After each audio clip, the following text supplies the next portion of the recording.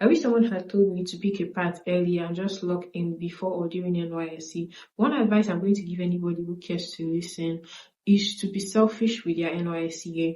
Do not leave your NYSC year into the fate of other people or into the fate of your PPA. Be the sole decider of how you're going to spend your NYSC year.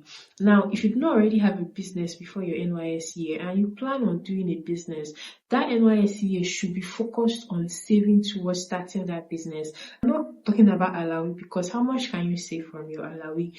But you find out that because you have a goal of starting a business after NYSC, you'll be conscious about your decisions during NYSC. That means your PPA search, you'll be conscious about it. It's either you're choosing a PPA that is going to pay you very well, or you're choosing a PPA that will give you time to focus on getting money to save for your business. Now, the chances of getting a PPA that will pay you up to 100k sometimes is very slim, except you're living in high-paying states like Abuja and Lagos, and we know that it's not everybody that is living in such states. So what does that tell you? Your next option is to pick a PPA that gives you time to do other things. A PPA that you just have to come in like 3 times in a week. There are PPAs like that. You will consciously begin to look for such PPAs and try to get your post into those places so that you have ample time to focus on yourself, to focus on skills that will bring you money that you can now save for that your business. If 9 to 5 is what you want to do after NYSC, you start now to decide and say, okay, I want to do 9 to 5. You begin to map out the plan for that 9 to 5. It means that before you finish NYSC, you should have already started throwing yourself out into the job market. When I mean throw yourself out into the job market, I mean you should have already started applying to companies. Now they will be telling you that you need NYSC certificate. What you can do is put your call-up letter. Just put your call-up letter for those places where they say NYSC certificate, insert NYSC certificate, and chances are you still get called. If you're not called, you're just testing yourself. Keep testing yourself. Another thing you can do is to practice past questions loosely. If you're targeting graduate training programs or you're targeting entry-level programs, they're almost the same thing. You're targeting entry-level programs after your NYSC, then you should be practicing loosely as someone that is expectant for that opportunity, so that when that opportunity comes, because you are applying, you should be expecting such opportunities. So when the opportunity comes, you are not taking unawares, you're prepared and you're going to embrace it and it will come for you. You have a better opportunity to take it, okay?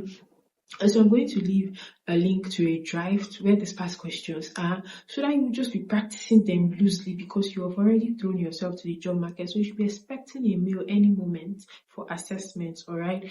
So when I say you should be selfish with your NYSC, I mean you should use it to prepare yourself very, very well. I wish someone had told me. I had a friend that was always telling me this thing. I started applying early during my NYSC. I was not practicing tests because I was chasing other things during my NYSC year.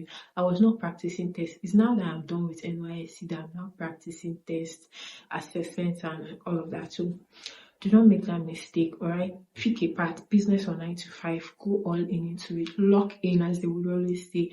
And another thing, if you want to do a 9 to 5 work, is to get certifications during your NYSC. I'm very sure there are some institutions that are offering certifications in every state at a subsidized rate for core members. It's important that you get 1 or 2. Now, it's good that you have this certification and not need it than to need it and not have it. What I mean is, when opportunity comes and you have that certification, it is better than when you don't have it and the opportunity is there, all right? And you lost one opportunity because of this certification, okay? I was like, I don't need it.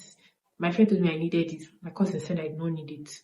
I decided to listen to my cousin, and that's one of the challenges I'm facing currently. So do not make that mistake. Now, I'm going to make a part 2 of this video because I don't want this video to be very lengthy. So make sure you subscribe to the channel and turn on post notifications so that you get a notification as soon as I post the part 2 of this video, right? Thank you for supporting this channel. My name is Rosemary Chinaza, and it's always a pleasure to have you on this channel. See you in my next video. Bye.